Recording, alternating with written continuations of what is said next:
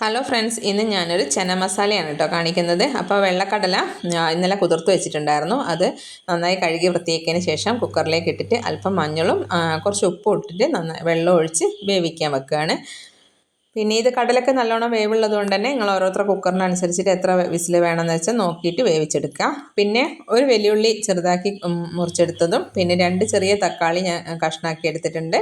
പിന്നെ ഇഞ്ചിയും വെളുത്തുള്ളിയും ഒന്ന് ചതച്ചെടുത്തതും പിന്നെ 2 പച്ചമുളകുമാണ് എടുത്തിട്ടുള്ളത് കേട്ടോ. പിന്നെ കുറച്ച് മല്ലിയിലയും കറിവേപ്പിലയും കൂടി ഉണ്ട്. പിന്നെ ഒരു ചീനച്ചട്ടി അപ്പോഴേക്കും തന്നെ കടല വെന്തിട്ടുണ്ടായിരുന്നു. ഇതൊക്കെ ഞാൻ എടുക്കുമ്പോഴേക്കും തന്നെ ഏകദേശം കടല വെന്തിട്ടുണ്ടായി. അപ്പോൾ ഈ കടലേൻ്റെ അകത്ത് നിന്ന് ഞാൻ കുറച്ച് കടല മാറ്റി വെക്കുന്നുണ്ട്. അത് നമുക്ക് അരച്ച് ചേർക്കാൻ വേണ്ടിയിട്ടാണ് കേട്ടോ. പിന്നെ ഒരു ചീനച്ചട്ടി അടുപ്പത്ത് വെച്ചിട്ട് അതിൻ്റെ അകത്തേക്ക് ഞാൻ വെളിച്ചെണ്ണ ഒഴിച്ചിട്ട്, വെളിച്ചെണ്ണ അല്ലെങ്കിൽ ഓയിലോ എന്ത് വേണമെങ്കിലും എടുക്കാം, ഞാൻ വെളിച്ചെണ്ണയാണ് എടുത്തിട്ടുള്ളത്. പിന്നെ കുറച്ച് കടുകും കുറച്ച് പെരിഞ്ജീരകമാണ് കേട്ടോ ഇട്ടിട്ടുള്ളത്.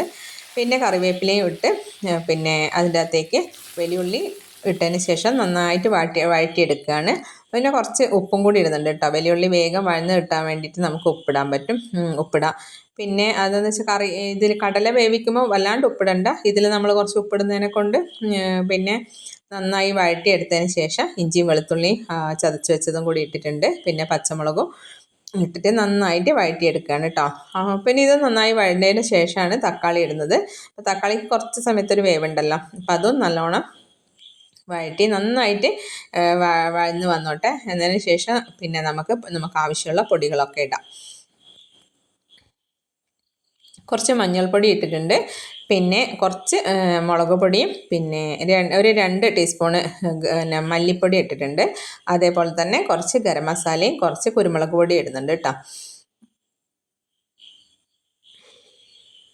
എന്നിട്ട് അത് നല്ലോണം പച്ചമണം മാറുന്നവരെ നന്നായിട്ട് വഴറ്റിയെടുക്കുക.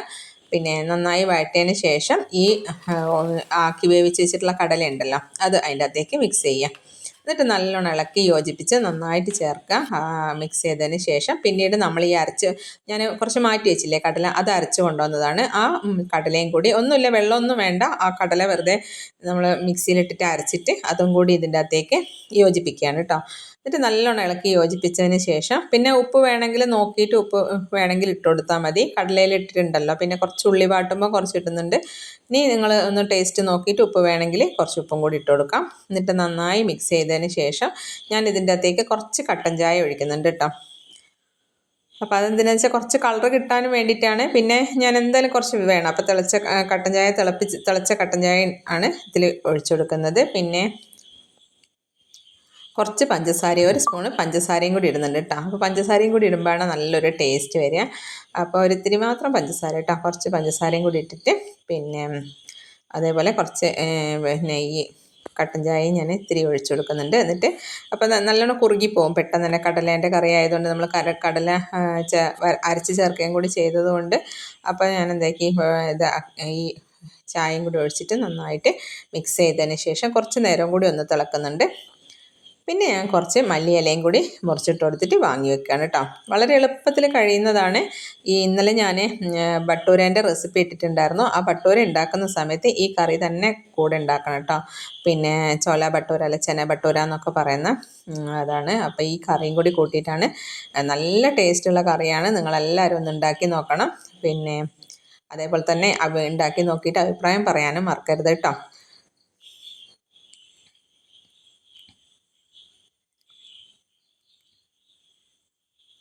ഇന്നലെ ഞായറാഴ്ച ദിവസം ഉണ്ടാക്കിയതായിരുന്നു. അപ്പോൾ ലീവുള്ള ദിവസമൊക്കെയാണ് ഇങ്ങനത്തെ കാര്യം എന്തെങ്കിലുമൊക്കെ ഉണ്ടാക്കുക. എല്ലാ ആഴ്ചയൊന്നും ഉണ്ടാക്കാറില്ല, വല്ലപ്പോഴുമൊക്കെ. മോനൊക്കെ നല്ല ഇഷ്ടമാണെന്ന് ഞാൻ പറഞ്ഞിട്ടുണ്ടായിരുന്നല്ലോ. അപ്പോൾ അതുകൊണ്ട് തന്നെ പിന്നെ വല്ലപ്പോഴേ ഉണ്ടാക്കാറുള്ളൂ. പിന്നെ ഞങ്ങളെല്ലാവരും കൂടി ചായയൊക്കെ കുടിച്ച്.